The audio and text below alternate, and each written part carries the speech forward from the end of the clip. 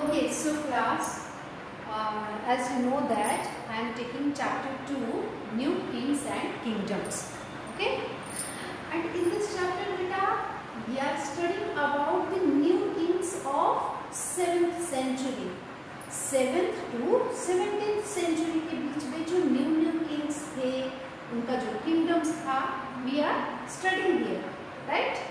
अब होता क्या है कि हमने आपको बताया था इमर्जेंस ऑफ न्यू डायनेस्टीज, कैसे न्यू डायनेस्टीज उस समय मेडिवल पीरियड में हिंदुस्तान में नई डायनेस्टीज कैसे फॉर्म हो रही है, ये मैंने आपको बताया था।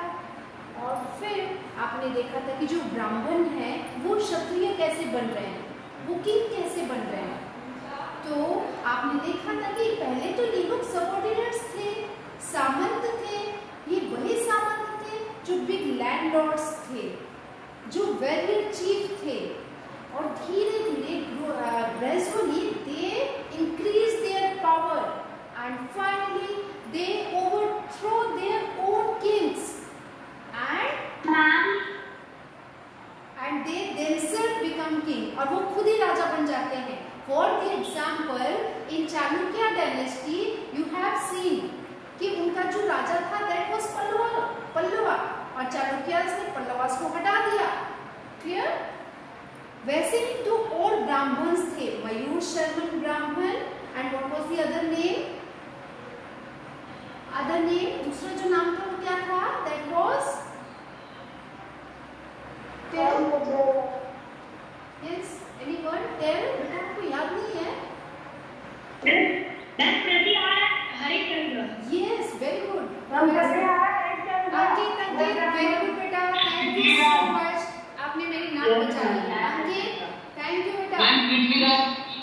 नहीं Vivek, that was not Prithviraj Chauhan, Chauhan dynasty was different, वो अलग था। ठीक है, चलो तो कोई बात नहीं। मयूर शर्मन एंड दैट क्या था वो दूसरा नाम क्या था बेटा, हरिश्चंद्रा, प्रतिहार हरिश्चंद्रा, यस। तो इस तरह से हमने देखा ब्राह्मण भी क्षत्रिय बन रहे हैं, और उन्होंने एक हिरण्यगर्भा जो कल्चर होता था, रिचुअल्स, उसको परफॉर्म करते थे और वो राजा बन जाते थे। तो ये तो था बेटा न्यू डायनेस्टीज कैसे इमर्ज होती हैं। हमने देखा था एडमिनिस्ट्रेशन, किंगडम्स, देखो वो सब तो ठीक है, लेकिन एडमिनिस्ट्रेशन कैसे चलता था, राजा अपना राज्य कैसे करता था। ठीक है, तो आपने देखा था कि किंग्स कलेक्ट टैक्सेस, राजा जो थे वो टैक्स कलेक्ट करते थे। कहाँ से? जो पीजेंट्स थे, जो जिस लैंड पे जो लैंड ओनर्स थे वहां से रेवेन्यू कलेक्ट करते थे, रेंट भी कलेक्ट करते थे। ठीक है, तो इस तरह से वो रेवेन्यू कलेक्शन करके अपना एडमिनिस्ट्रेशन चलाते थे। ठीक, प्रशस्तिस एंड लैंड ग्रांट्स। अब यहाँ पे क्या है प्रशस्ति का? प्रशस्ति मीन्स क्या होता है? मैंने बताया था कि ये एक तरह का रिटन डॉक्यूमेंट है जिसमें राजाओं के अप्रेजल्स लिखा जाता था, उनकी प्रशंसा लिखी जाती थी कि राजा, the king is very valiant, the king is victorious warrior. और कौन लिखता था? हु कंपोज्ड दिस प्रशस्ति?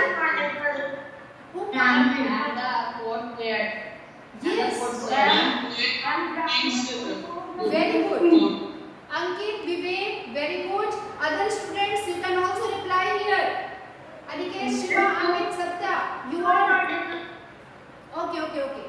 ठीक है, तो वो लिखा but I am visible to you ना, यहाँ से मैं देख रही हूँ कि कौन रिप्लाई कर रहा है, बिकॉज आप यहाँ पे हाईलाइट हो रहे हो। ठीक, ओके।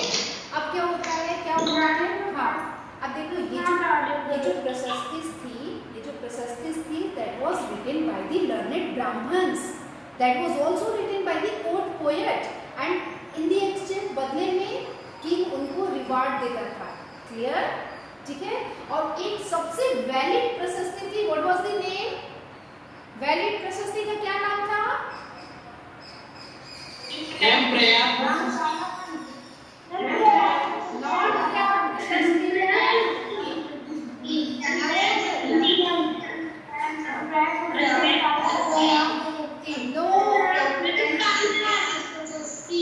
Yes, one child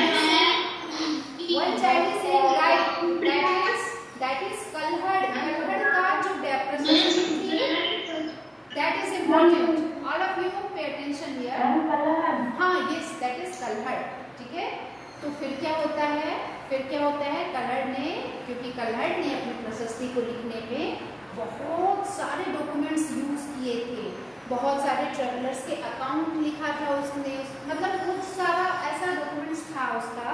देखो लिखा हुआ है ना यहाँ पे कल्हड़ के बारे में, ठीक है। He used a variety of sources, for example, inscriptions, documents and eyewitness account. Clear ना? इसलिए वो बहुत ज्यादा वैलिड थी। बाकी प्रशस्ति में तो सब अपनी तारीफें ही लिखते थे अपने अपने राजा की, लेकिन इसकी कल्हड़ की प्रशस्ति वैलिड थी।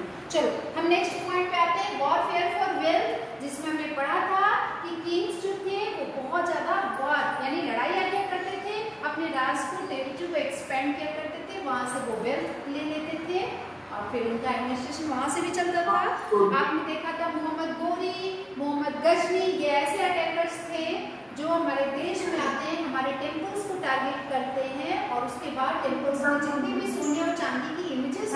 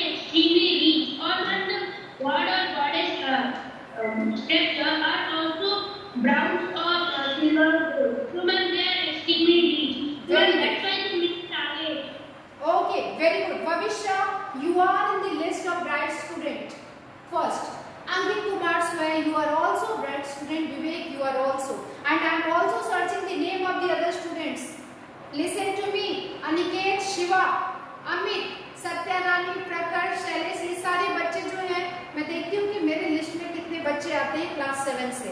Okay next, so you are very aware about the Mahmud Ghazni story, you are aware about the Gujarat Somnath temple story, you are aware. Now I am going to tell the story of Cholas. Cholas was the kingdom of South India Empire. That Cholas particularly belong from Tamil Nadu. Which river flow in Tamil Nadu?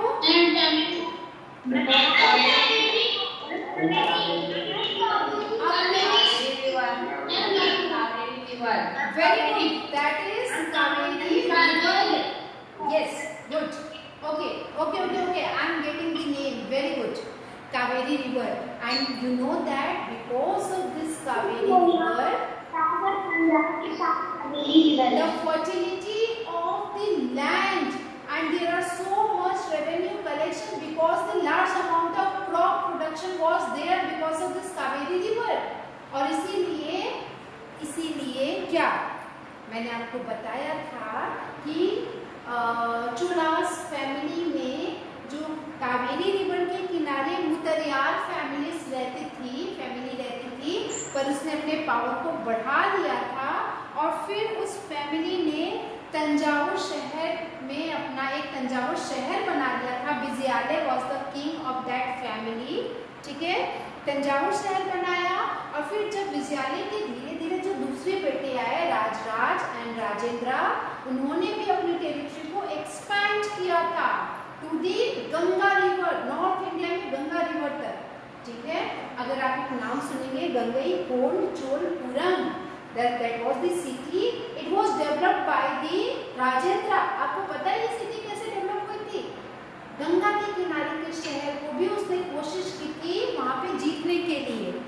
देखो अब मैं यहाँ से start करूंगी splendid temples and bronze sculpture. all of you open this topic, page number 23. Page number 23. Yes, Yashmi, very good बेटा. You are my very good child. I know you. मैं जानती हूँ आपको. चलो, ठीक है. Aniket, where is your book?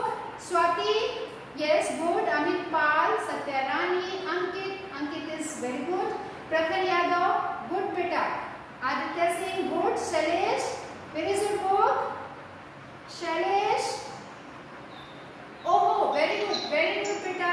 Rudra, yes, good. Vivek, Prince, Bhavishya, Anjan, Ragini, Rajneesh, Saloni, Shiva, Avnish, Hansika, Sushant. Sushant, show me your book. Okay बेटा. Okay, ठीक है. Rudra, very good. चलो, हाँ, any problem? Yes बेटा, yes. बोलो. Ma'am, I have a problem. हाँ. Ma'am, what is the welfare of well? What is the? Ma'am. Yes. Ma'am आपने उस दिन बताया था कि ये ऐसा टेम्पल वो जो सम्राट में भी बनाते हैं, इसको बनाने वाले थे राजा एंड राजेंद्र. हाँ. देखो. Ma'am, can you tell me again the welfare of the well? बेटा. को कौन सा बनाना है? I know इसकी book. Listen to me. I'm going to continue this topic. पहले इसको समझ लो. इसमें आपका आंसर मिल जाएगा. Splendid temples and bronze sculptures. There are two names. Splendid temples. जो temples थे वो बहुत ज़्यादा splendid थे, मतलब भव्य थे, बहुत विशाल मंदिर बनते थे. And sculpture समझते हो ब्रोंज का. मैंने बताया था कॉपर और टिन से बना हुआ मेटल होता है. तो उसमें जो इमेजेस बनती थी, भगवान की फोटो जो बनती थी, है ना, तो कैसी होती थी? ब्रोंज की. जो घंटे वगैरह लगते थे वो सब ब्रोंज के लगते थे. अब क्वेश्चन है कि जो तंजावुर में जो बड़ा मंदिर था, विवेक नींद आ रही है? पानी पी लो, फटाफट पानी पी लो. हाँ, गुड. चलो, अब क्या हुआ कि जो बिग टेम्पल्स है तंजावुर और गंगईकोंड चोलपुरम, दो शहर है बेटा. One is Thanjavur and second is Gangaikonda Cholapuram. ये दोनों शहरों में बड़े बड़े मंदिर होते थे. उन मंदिरों को बनाया था किसने? राज एंड राजेंद्र फर्स्ट ने. क्लियर हुआ? अब कहते हैं कि उस टेम्पल में, क्योंकि वो इसलिए बहुत ग्लैमरस होता था ना, क्योंकि किंग अपना पूरा पैसा उसमें लगाता था. साउथ इंडिया के किंग्स जो थे टेम्पल्स पे बहुत ज़्यादा ध्यान देते थे. ठीक है. अब क्या कहोगे कि मैम इतना बड़ा टेम्पल है तो मेंटेनेंस कहाँ से होता होगा? तो मेंटेनेंस जानते हो कहाँ से होता था? जितने भी जो दूर से जो पिलग्रिमेज आते थे वो, और जो बाकी जो म्यूजिशियंस, स्वीपर्स, गार्लैंड मेकर्स जो मंदिर में रुका करते थे, उन सब मंदिर के मेंटेनेंस के लिए. Ma'am from taxes also. Ma'am yes, of course from taxes also. आपको पता है ना कि कावेरी रिवर तमिलनाडु में है, वहाँ से एग्रीकल्चर प्रोडक्शन होता है, वहाँ से रेवेन्यू होता है, रेंट टैक्स. और पता है साउथ इंडिया में ना बहुत सारे डिफरेंट काइंड्स ऑफ टैक्सेस थे जो राजा कलेक्ट करता था. समझ रहे हो ना?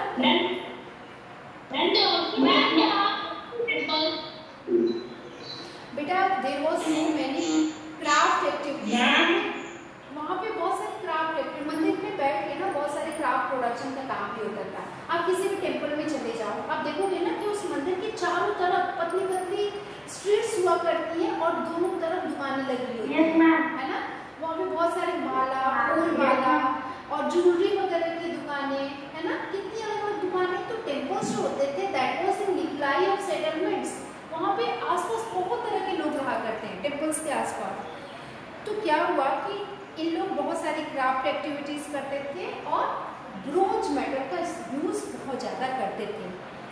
अब देखो एग्रीकल्चर एंड इरिगेशन में आप पढ़ोगे कि जो तमिलनाडु में कावेरी रिवर है, तो जिस जगह पे कावेरी रिवर जहाँ थी वहाँ पर तो बहुत ज़्यादा रेवेन्यू कलेक्शन होता था, लेकिन जहाँ रिवर नहीं था उस जगह पे बहुत सारे आर्टिफिशियल टैंक्स बने होते थे.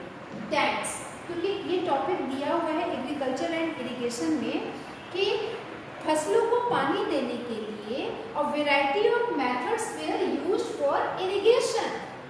What was the wells were digging, कुएं खोदे जाते थे, याद रखो पॉइंट। फिर रेन वाटर को हार्वेस्ट किया जाता था, स्टोर किया जाता था, ठीक है। और इस तरह से क्रॉप्स को मतलब फसलों के लिए, एग्रीकल्चर के लिए ये तरीका यूज होता था, ठीक है। अब एक चीज़ और है कि एग्रीकल्चर से तमिलनाडु एग्रीकल्चर बहुत ज़्यादा डेवलप था चोलास एम्पायर में, ठीक है। और क्या था, अब जरा सा इधर आते हैं एडमिनिस्ट्रेशन ऑफ द एम्पायर में। देखो अभी हमने ये देखा कि एग्रीकल्चर देख लिया, इरिगेशन देख लिया और चोलास के बारे में थोड़ा सा समझ लिया, लेकिन अभी क्वेश्चन में आपने ये है कि एडमिनिस्ट्रेशन के बारे में थोड़ा सा समझ लेते हैं। तो एक वर्ड है UR, इसको क्या करो, इसको मार्क करो, राउंड करो इसको चारों तरफ, UR को राउंड करो। देखो लिखा है पैराग्राफ हाँ,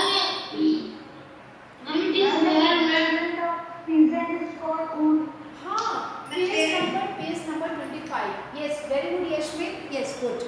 अब क्या हुआ कि एडमिनिस्ट्रेशन, जानते हो किसान जो जहाँ पे रहते थे ना, उनकी जो सेटलमेंट्स होती थी उसको उर कहा जाता था। बेटा ये questions match of the following fill the blanks वगैरह में पूछे जा सकते हैं, ध्यान देना।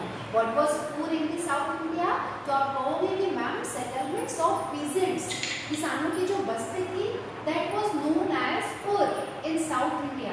अब कहोगे कि मैम इसका एडमिनिस्ट्रेशन से क्या रिलेशन है, तो आपको पता ही है ना कि पीजेंट्स टैक्स भी देते थे, रेवेन्यू भी देते थे, है ना।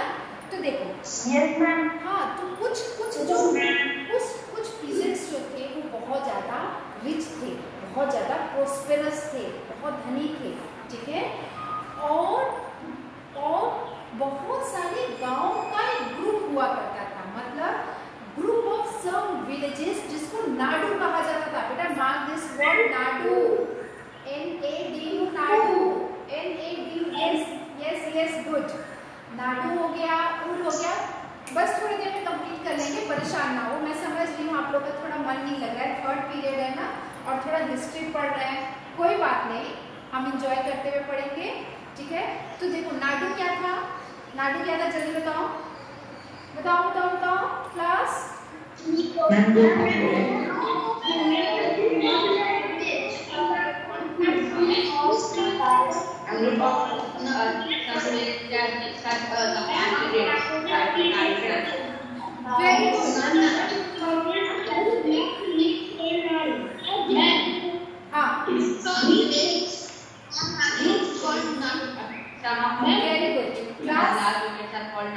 Class Groups of select villages formed larger units called villages.